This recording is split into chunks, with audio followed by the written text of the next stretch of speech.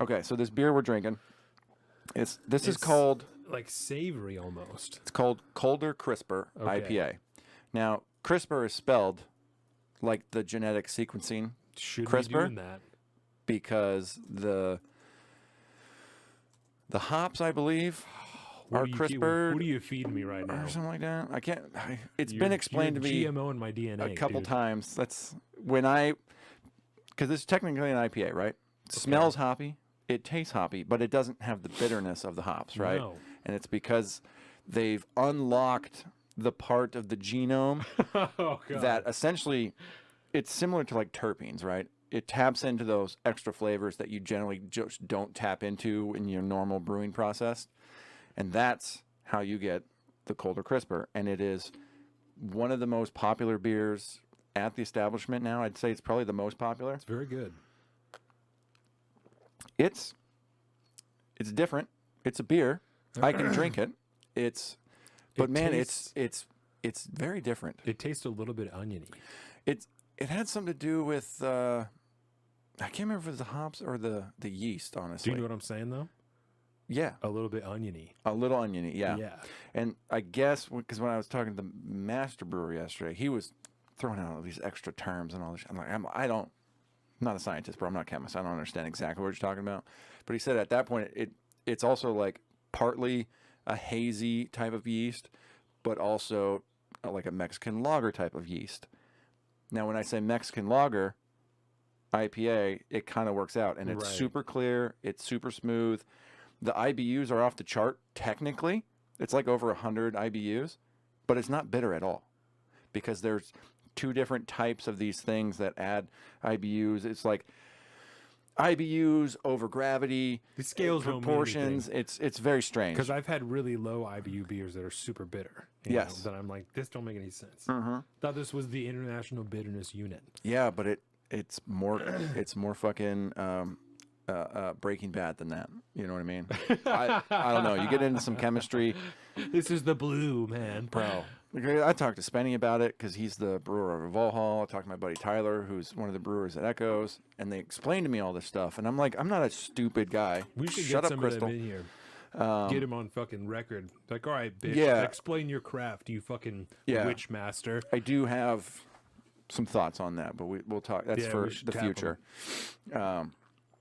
But yeah, well, it's a very interesting beer, and I'd be happy you to- had to try it because everybody loves it. I love all beers, more or Yeah. less. I like the taste of all beer, but this one I just can't. Like I can't get behind it. I'm like this. The way Tyler asked me about it, he's like, because I was like, yeah, I'm just not totally sold on it. I know I should like it. It smells good, like it tastes good, but like I just have a hard time in my head. Like, oh yeah, this is the IPA I want, because I want the bitterness and shit like that. I like that kind of stuff in my beer. And he just goes, well, do you like GMOs? And I said, not even a little bit. And he goes, that's probably why. Now let me tell you about this. And I was like, fuck, bro. But yeah, I think it's the yeast. I don't exactly remember, but Yeah. it's some fucking CRISPR technology that's in this beer. And on the cans, I'm kind of upset because all the cans were gone. Almost gone. I like a draft beer though. When I ran This in, is a legit growler, so Yeah, it's a it super legit keeps growler. the CO2 in there pretty good. yeah, it's real good. But it also doesn't maintain a head, which is interesting. Kind of like a Mexican lager. This is like a stew. Like that's what it reminds me of. Is like eating a stew. Yeah, Like I think it probably would be fire with a hearty meal like that. you know? probably. And something about it too is also kind of refreshing. Yes. And so it works real good when it's hot out in the sunshine. It's very weird. It's not like slamming a fucking double IPA from anywhere else, right? Like you have one of those in the sun, you're having a bad day. What percent is this? It's like 6.9, I think. Really? It's real good. It's real interesting. I just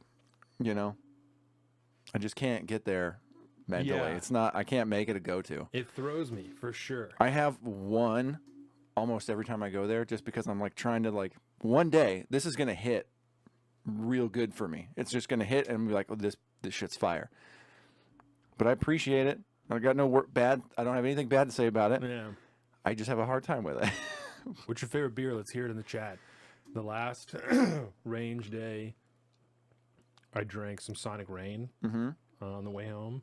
Oh, I thought you were going to say some Michelob Ultra. No. And then the time before that, it was in Johnny, Utah, because that was right after the Bud Light thing. Oh, yeah, And yeah. Get some Georgetown in you? Yeah, and I opened up my cooler to give snacks to the boys, and I said, no one drink my beers, though. And Brian said, are those Bud Lights? And I said, of course not. Of course not. These are fucking Johnny Utahs, sir. Yeah. Oh, that's so funny. I don't get the whole thing. I don't get any of the whole thing. If you're having an existential crisis about which light, domestic, giant corporate beer you're drinking, Yeah. you should probably rearrange your priorities in life and just drink some real fucking beer. Some of the people But that no shade. I've JB, seen... You know JB, how much he loves Budweiser. Ask him if he cares that he drinks Budweiser. He don't give two shits. And that's what I was just going to say is the people that I've known that care the least are the people that love Bud Light the most. Yeah. Like the people that are really into it are like, I don't care. I'm not going to not do what This is the beer I enjoy. drink. I don't This has care. been my beer for over a decade. Yep. I'm not going to drink a different beer. I'm not plugged in enough to give a shit. I just want to keep drinking my beer. Yeah, it's an interesting thing to watch. The whole thing is super interesting. And it's tapped every facet of life. Yes. Like it is such a mimetic Everyone theme knows now. about it. Everybody does. I do not know for the life of me how the fuck the conservative wing, or maybe it's just the fact that the coalition that would be against something like that is so much larger than just your standard like conservative Republican or something like that. Yeah. I'm still kind of in awe that it actually took off. Like the whole boycott, quote unquote, of Bud Light took off so much that it became a fucking meme. Right. And now everybody. It's like the first time this has ever happened for anything that is kind of like based in like more right wing values. Yeah. The first time. It's interesting to watch, to see the numbers, to see it covered by conservatives who are like, yo, we're fucking these corporations up. And then also to see like people on the left, because I want to make sure it's pretty as widely encompassing as possible, say like, this isn't even working. You know, they're doing this whole boycott thing. It's not even working. Like, I'm pretty sure they lost billions of dollars, not only in sales revenue like compared to last year, but also, you know, stocks bounce back, but sales revenue is gone. Like they're not selling as much beer as they were before, unquestionably. Yeah. 30. That's undebatable. Yeah. So that's a very odd thing, because it's such a verifiable lie to see it be lied about that way. You know, so I told you even on like Breaking Points that she's like, this is not even working. You know, this whole pushback on them is not even working. Of course she says that. Like, but it is though, because they're losing tons of money. Yes. So I don't get how they're even making an argument that it isn't working. Like, It's super working. You're telling me that white moms are still shopping at Target? I'm shocked by that. I can't fucking believe that that's the reality of what's happening. Yeah. I'm still fucking buying shit at Target when it's convenient. That's not what we're talking about. We're talking about how much money are they not making compared to what they were making before. Yeah. If I'm in a hot day at the fucking lake and there's only one beer to drink, and I'm it's drinking Bud that Light, fucking beer. I'm gonna drink Bud Light. Yeah. Am I gonna order it at a bar? No. But I also wasn't fucking ordered at a bar before. Yeah. You know? So it's very weird to watch. It's very strange. Especially because this is something that I think you're probably in the same boat that like I care so little about. Check. I don't ever drink Bud Light, so I couldn't care any less about this. Well, I do have a little story about I do have like a small place in my heart for Bud Light. Brian's got good taste. I'm down for good Bodhi's Alpha. Fucking Bodhi is money, dude. Been on seltzers though, because I think he meant because I'm fat. Well, good sir, you should Google hard AF seltzer and check that out. From the boys. From the boys, da boys. The boys. Yeah, the Drinkin Yeah. Drinkin Bros. All right, Mulvaney take. Not a Mulvaney take, Light but a take? Bud Light thing. It took me a very long time for me to even be able to like palate beer. Yeah. I was probably 23 to 25 when I could finally stomach it. Every time we'd go out, like when I was in Coast Guard, we'd go out to the club, you know, to the E-clubs or to the bars and port calls or whatever it is, be hanging out. I would be like mixed drinks guy. I got into cider for a while because like Angry Orchard became a thing. So I started drinking those a lot. And probably like once a month or something, I would try, if we'd be out together, like I'd try a little bit of Bud Light because that's what people would be ordering by the pitcher. And I just couldn't do it. And then one day I tried it and I was like, I could drink this. So then I started drinking Bud Light, pretty regularly. And then within like 2 months, I was at the little fucking, the little convenience store on base, and they had a bunch of craft brews. And I was like, just grabbed one that looked cool. It turned out to be a double IPA, which was kind of a big step as it turned out, but I didn't know that. I remember talking to my dad on the phone about this because he'd always been a craft brew drinker. He was like, his only beer that he used to drink was fucking Red Hook ESB. Ooh, that's the because OG. that was the OG stuff, right? And then, like, he'd be dying today with all the beers now. I mean, he got to be around for a big boost in the craft brew scene, and he was all about it. But today, there's so many more. It's not even funny. But I give Bud Light some credit because it's such a low level kind of like watery beer type of thing that I was able to get into the world of beer drinking through Bud Light. And then I instantly graduated and never went back. So it took me a long time to actually go back and appreciate a light beer. Nowadays I can drink Rainier or Kokanee or whatever the light beers are, and I can enjoy them, Coors Light, whatever, for what it is. Yeah. But there was a while there where I couldn't even drink that shit anymore. It had to be like an IPA or an amber or something like nice and crafty. I think the first beer I really liked was Ridgetop Red that I drank, and I was like, oh, I actually like this beer. Mm-hmm. I've been there for that arc in your life. It's a pretty good deal. And now look at you. I've known you since before I turned 21. I forgot about that. Yeah, so it's been a hot minute, buddy. The last one I went golfing, I shotgunned a couple of beers with the boys. As one does. 3 when we were out there. Yeah. And then at Cody's birthday, or Trenton's birthday, like a week or two before that, when we were getting all fuckered up, like, we should shotgun beers. And I was like, oh my God, it's been a year since I shotgunned a beer. I thought I might throw up. I think I was like, I might do it. You know, we'd already been drinking. Oh, so yeah. I was like, and especially if it's hot out too. It was at nighttime, but I just had already been drinking, and we had taken some shots, and I don't really drink liquor that much, you know. So I was like, I might throw up if we do this, but I'm not going to not do it, you know. And then I think we ended up doing like 2 or 3. Yeah. And I was like, no, I got this. That's hilarious. So when it came up when we were golfing, I was like, oh, let's fucking go. Do it. Yeah, I'm ready to fucking shotgun a beer. Let's do it. Did you know that I have never... That's why that was my suggestion today. I was like, oh, shotgun shotgun a beer. I'll fucking do it. I'll fucking do it right now. I don't give a shit. I didn't shotgun my first beer until this year.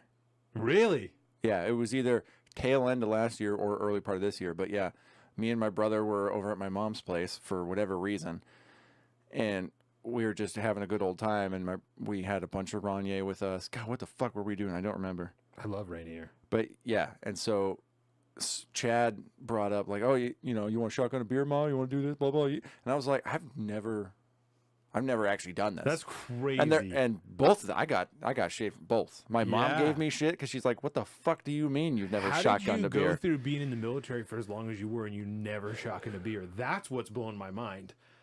Is that you were in the military for that long? Yeah. Like, it seems like with all the partying and shit that I know you did, there would have been a time when they were like, let's because there were people shotgunning beers and stuff, but I don't know. I was just weren't into it. Because even most of the time when I was in, it was liquor and stuff, and I'm not playing that game. Right. And even like in the high school party days, it was stuff. It was like people doing like keg stands and shit like that and chugging the hoe. You know, that was a different deal than an actual shotgun. I just never did it. That's super interesting. But then I did it a couple times, and I ended up throwing up that night. But I'm into it, dude. I'm into I didn't realize, but like I said, after the last couple of times, like, oh, I'm fucking ready. Yeah, no, I'm into it. And it's not that difficult a thing. It could be a little messy. No, and it gets you fucked up. You feel super good afterwards. One fat belch when you're done, and you're like, I'm good. Yeah, I'm good. Yeah, an ice cold light beer is just super easy, you know. And there's a whole technique to it. Make sure you got the holes lined up right, you know, so that you get the proper flow. Like, it's a whole deal. Oh, that seems, there's some science involved here that I didn't know. Well, so you want to hold the beer so that the tab is on your finger, you know, and then you put the hole in that side. Yeah, so that when you tilt, you just and you don't have to try and do anything like that. You're not going to be doing it backwards and shit. Right. I've seen some people do it with their thumb and shit like that, but that seems to be the easiest. I feel like that's the way it worked when we did it. Yeah. But I didn't do I didn't make any holes. So whoever was doing it knew what the fuck they were doing. I always got a knife, so you just take your knife and you just pop, right? Yep, just press it right into the bottom, and it's like the perfect little triangle, you know, to just go. It's good shit. I've seen some people shotgun beers pretty fast. Some of that shit gets pretty incredible. There's a video online that I will not play on the show at any point because it's a it's a very interesting video, but it's money. Some real straight dudes that seem to be able, really good at This was opening not a their dude. fucking throats up. It's pretty weird. This was not a dude, and it was sweet. Welcome to the south of the streets, coming at you every